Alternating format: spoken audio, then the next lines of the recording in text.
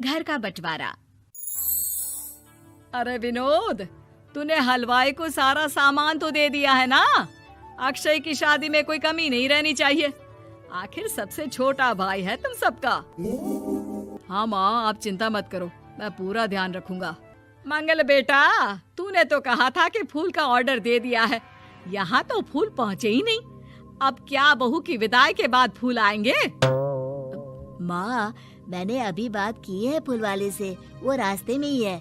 आप किशोर भैया से क्यों नहीं कहती कुछ करने को? किशोर पहले ही मेरे बताए काम कर रहा है। पास के सभी रिश्तेदारों और मोहल्ले वालों को कार्ड वही तो देकर आया था। रिसेप्शन के लिए हॉल भी उसी ने बुक किया था। टेंट कुर्सी वालों को भी तो वही देख रहा है। पर कई मोहल्ले वाले तो हमारे भरे पूरे परिवार से जलते भी हैं। उन्हें बुलाने की क्या जरूरत थी? बेटा, शादी ब्याह में तो बुलाना ही पड़ता है, नहीं तो लोग क्या कहेंगे। दादी दादी देखो ना, हलवाई अंकल हमें लड्डू नहीं दे रहे, आप इनको डांटो ना। अरे चैन सुख दे देना बच्चों को लड्डू, क्यों तंग कर रहा है इन्हें? बीबी जी, मैं कहाँ मना कर रहा हूँ, लेकिन लड्डू बनते ही ये बच्चे उठा उठा कर खा लेते हैं। अरे मैं तो इन्हें थाल में रख के परोस भी नहीं पा रहा। भागो, अब कोल्ड ड्रिंक पीने चलते हैं। भागो भागो, अब कोल्ड ड्रिंक पीने चलते हैं। जैसे कि आप देख रहे हैं, आज इस घर के सबसे छोटे बेटे अक्षय की शादी है। घर में बहुत चहल पहल है। कुलभूषण की बीवी कमला को फुर्सत ही नहीं है कामों से, लेकिन कुलभूषण और घर के बाकी लोग कहाँ हैं? आइए देखते हैं। अजी, आप यहाँ आराम से बैठकर गाने सुन रहे हो और घर में अभी तक इतने काम बचे हैं करने को। अरे भाई, मेरे सबसे छोटे बेटे की शादी है, इसके बाद तो मैं अब चिंता मुक्त हो ही जाऊंगा।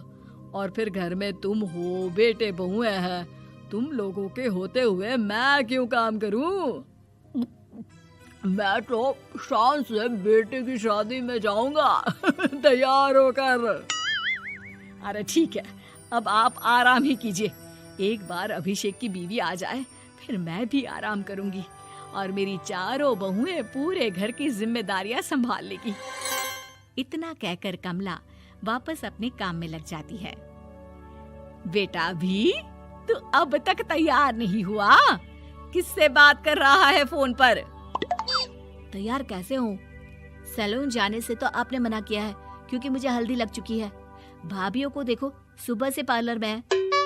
अक्षय की शादी हो जाती है और नंदिता बहू बनकर घर आ जाती है, लेकिन इस घर की खुशियों को मानो किसी की नजर लग गई थी। नंदिता के आने के बाद आए दिन घर की शांति भंग होती रहती। अपने माँ बाप की इकलौती बेटी को इतने बड़े परिवार की जिम्मेदारियां कहाँ संभालनी थी। अभी देखो ना, मेरे हाथों की मेहंदी भी अभी नहीं उतरी है और तुम्हारी मम्मी ने मुझे घर के कामों में लगा दिया।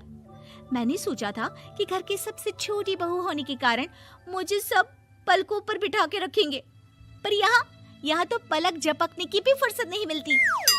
देखो नंदू, शादी के पहले ही मेरे घर वालों ने तुम्हें और तुम्हारे पेरेंट्स को बता दिया था कि मैं जॉइंट फैमिली में रहता हूँ, तो फिर अब ये शिकायत क्यों?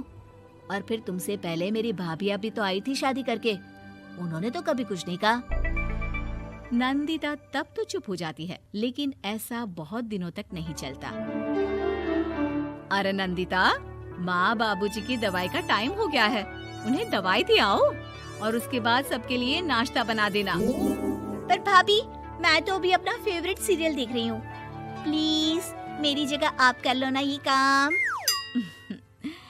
ठीक है, मैं तेरी जगह माँ बाबूजी को दवाई दे आती हूँ और नाश्ता बना लेती हूँ। तू मेरी जगह पूरे घर की डस्टिंग करके 5 बच्चों को स्कूल के लिए तैयार करके भेज देना और दोपहर का खाना बनाने के बाद कपड़े धोकर सुखा देना। उसके बाद हम दोनों मिलकर बाजार जाकर सब्जी ले आएंगे, फिर डिनर की तैयारी कर लेंगे और उसके बाद बस भाभी, मैं माँ बाबूजी को दवाई देकर सबके लिए नाश्ता बना देती हूँ